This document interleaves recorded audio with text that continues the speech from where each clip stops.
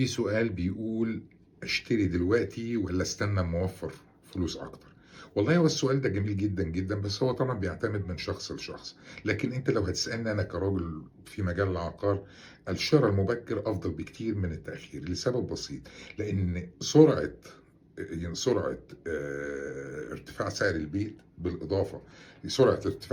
بالاضافه لانخفاض العمله باستمرار، هيبقى فيه سباق ما بين كده وكده. بمعنى انا لو معايا 50,000 ومستني ان انا احوش 100,000 عشان ادخل اجيب بيت كويس، طب البيت من النهارده لحد ما احوش ال 100,000 هيعلى بنسبه قد ايه؟